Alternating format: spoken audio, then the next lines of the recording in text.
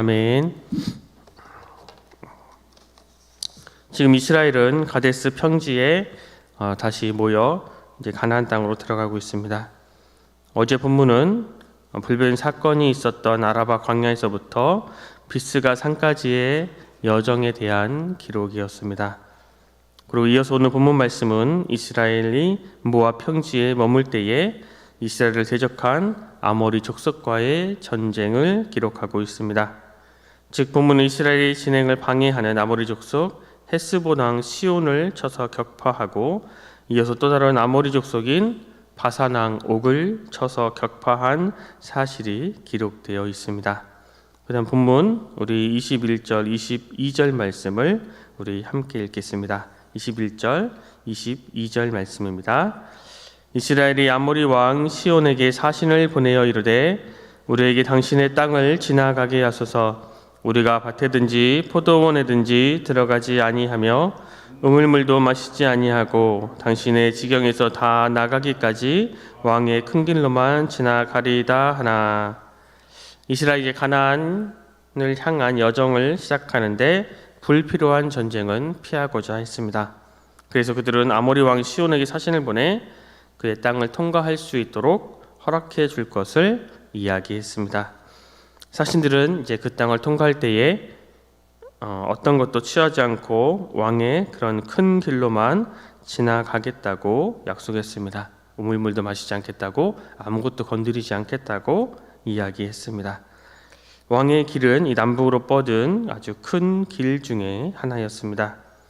그런데 아무리 오랜 신뢰 관계 속에서 친분이 두텁다 하더라도 200만이 넘는 그 이방인들을 자국의 영토를 통과하게 하는 일은 쉽게 허락할 수 없는 일이었습니다.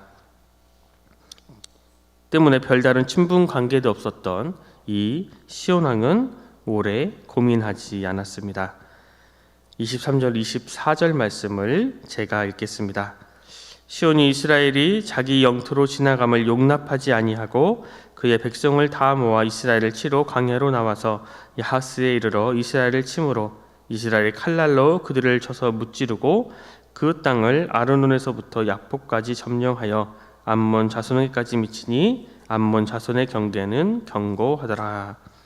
아모리 왕 시온은 이스라엘의 이 요청을 바로 거절하고 곧장 전쟁을 준비했습니다. 시온은 그의 백성들을 다 모아 광야로 나갔고 야이스에 이르러 이스라엘과 전쟁을 벌였습니다. 그러나 광야를 거쳐 요단강 동편에 이른 이 이스라엘의 칼날은 굉장히 매서웠습니다. 그래서 이스라엘은 단숨에 아르논에서부터 야복까지 시온의 통치권에 있었던 남쪽 땅에서부터 암몬과 경계를 맞대고 있는 이 북쪽 땅까지 점령했습니다. 그래서 오늘 이스라엘의 이 승리는 시온의 백성보다 더 강했기 때문에 더 날선 칼을 지녔기 때문이 아니었습니다. 지금 이스라엘의 승리는 하나님의 약속의 성취, 또 하나님의 손에 의한 것이었습니다.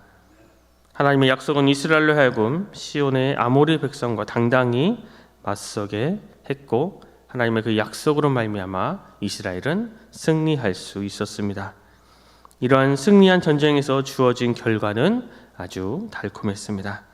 우리 25절, 26절 말씀을 함께 읽겠습니다. 25절, 26절 말씀입니다. 이스라엘이 이같이 그 모든 성읍을 빼앗고 그 아모리인의 모든 성읍 헤스본과 그 모든 전락에 거주하였으니 헤스본은 아모리인의 왕 시온의 도성이라. 시온이 그전 모압 왕을 치고 그의 모든 땅을 아르논에까지 그의 손에서 빼앗았더라. 요단 동평에 자자했던 아모리 왕 시온의 명성, 과거 모압 왕을 치고 아르논에 이르기까지 그의 땅을 차지했던 그의 명성은 이제 이스라엘로 넘어가게 되었습니다. 그의 도성 헤스본을 중심으로 그가 차지했던 모든 성읍은 이제 이스라엘의 차지가 되었습니다. 그래서 시온의 이 명성은 이제 이스라엘의 명성으로 대체되었습니다. 앞서 이스라엘의 아모리 왕 시온과의 전쟁에서 승리한 것은 그들이 더 강해서 그들이 칼날이 더 매서워서가 아니라 하나님의 약속의 성취였습니다. 이스라엘 명성이 이렇게 자자하게 되는 건 역시 하나님의 약속의 성취였습니다. 전쟁에서의 승리, 그리고 그 후에 주어질 명성도 하나님께서 이스라엘에게 주신 약속의 결과였습니다. 우리 이어서 27절부터 30절까지는 당시 불리던 시인들의 노래가 직접 나오고 있습니다. 시인이 읊어이른 이 노래, 27절부터 30절까지의 이 노래는 그모스를 신으로 섬기던 모압이 아모리 왕 시온에 의해 망했고, 그 아모리 왕 시온이 우리 이스라엘에 의해 망했다라는 내용의 노래입니다. 특히 모압을 멸망시킨 이 아모리 왕 시온에 대한 찬양이 많은 부분을 차지하고 있는데, 이를 두고 많은 학자들은 아모리의 승전가를 그대로 이스라엘이 인용한 것으로 보고 있습니다. 이 당시 그 지역에 잘 알려진 이 시인의 노래, 이 승전가의 끝에 추가된 이스라엘이 아모리를 물리쳤다라는 이 내용은 노래의 반전을 이야기했습니다. 이 노래의 결론, 그때까지 이어져 있던, 그때까지 전승되었던 이 노래의 결론을 완전히 뒤집어 엎었습니다.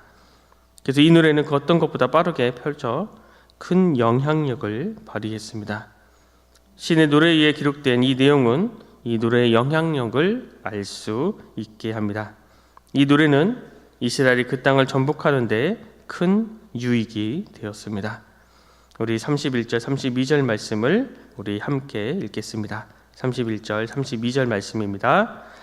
이스라엘이 아모리네 땅에 거주하였더니 모세가 또 사람을 보내어 야세를 정탐하게 하고 그 촌락들을 빼앗고 그곳에 있던 아모리인을 몰아내었더라.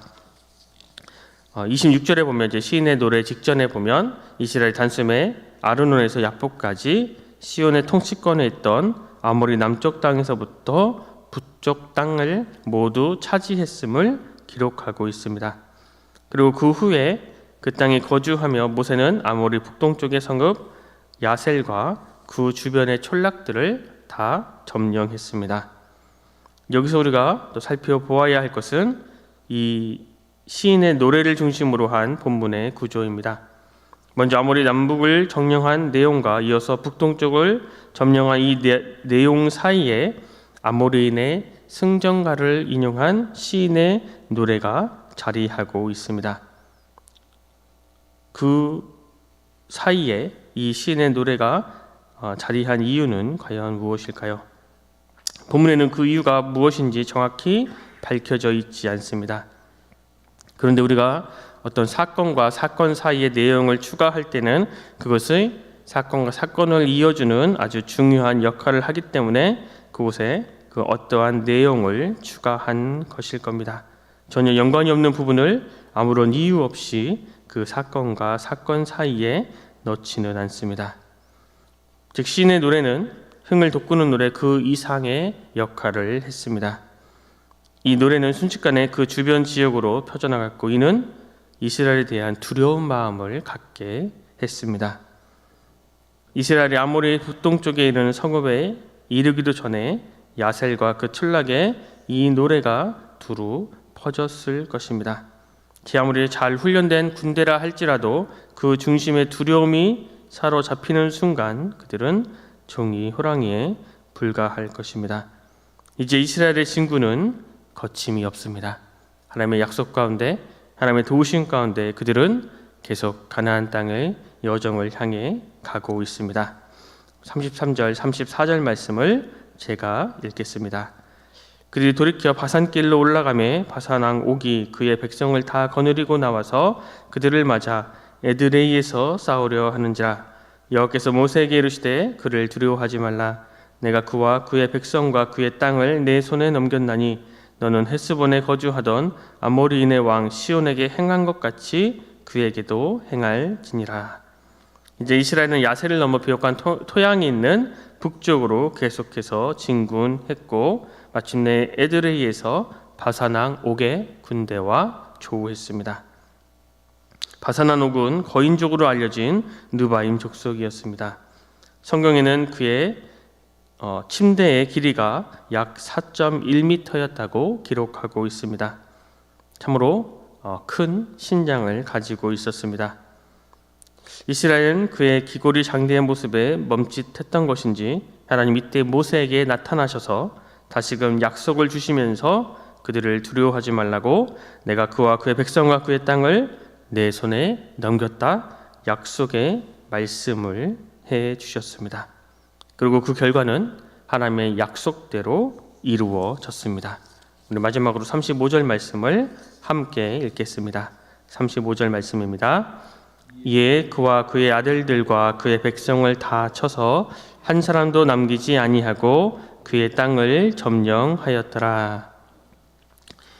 오늘 본문은 이스라엘이 아모리 왕 시온과 바산 왕 옥을 물리치고 그들의 땅을 점령한 내용을 담고 있습니다.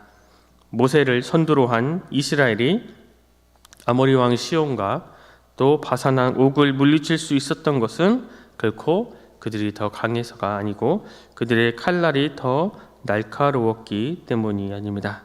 그들의 군대가 더 잘 훈련되어서가 아니었습니다. 이는 분명 이스라엘을 통해 하나님이 일하셨기 때문입니다.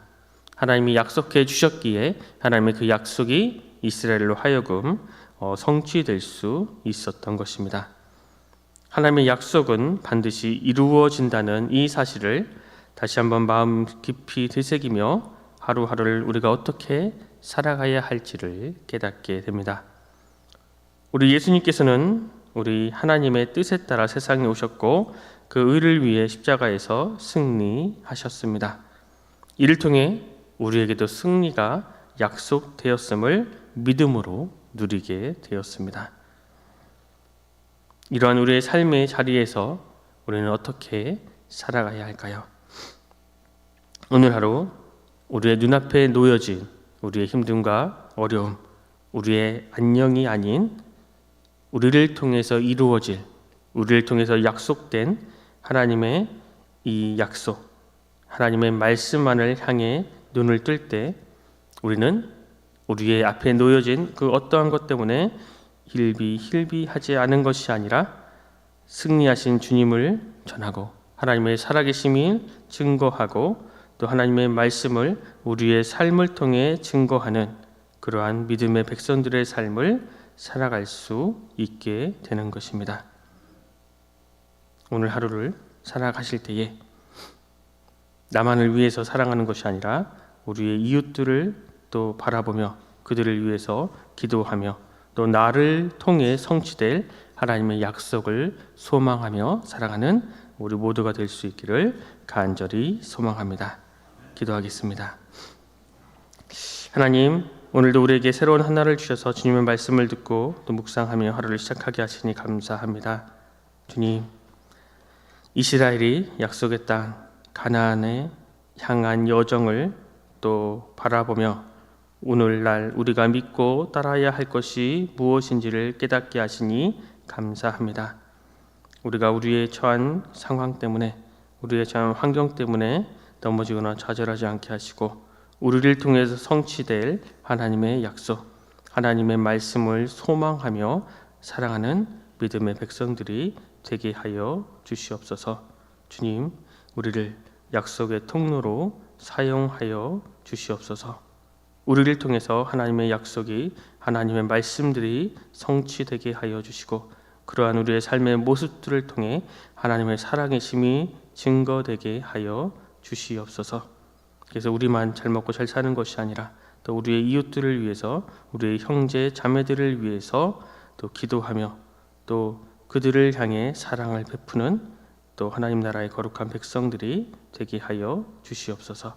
모두가 감사드리며 귀하신 예수 그리스도 이름으로 간절히 기도드립니다.